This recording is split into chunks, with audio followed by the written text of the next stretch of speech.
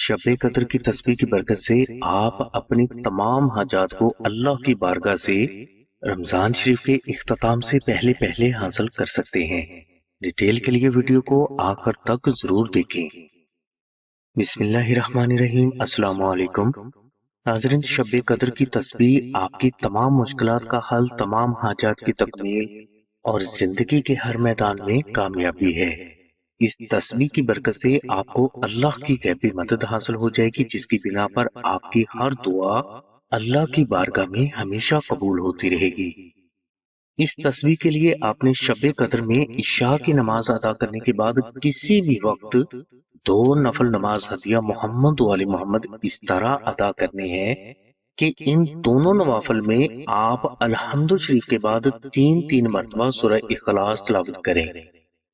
Nawfal अदा करने के बाद आपने तस्बीह के जरिए 100 मरतबा अस्तगफिरुल्लाह रब्बी मिन कुल्ली ज़म्बिन व अतूबु इलैहि और 10 मरतबा दुरूद इब्राहिमी मोहब्बत से जिक्र करें।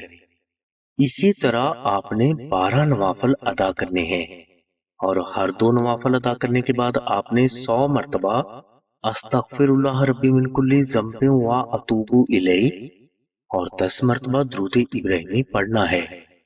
इस पूरे अमल में आप 12 नवाफल, 600 मरतबा अस्तगफिरुल्लाह रब्बी मिन कुल्ली ज़म्बिन व अतूबु इलैहि और 60 मरतबा दुरूद इब्राहिमी पढ़ पाएंगे। ये अमल पूरा करने के बाद आप अल्लाह की बारगाह से इसकी रजा और अपनी हाजत तलब कर लें। इंशाल्लाह ये एक दिन का अमल करने से आपको आपकी तमाम हाजात गैब से हासिल होने के लिए असबाब पैदा होना शुरू हो जाएंगे।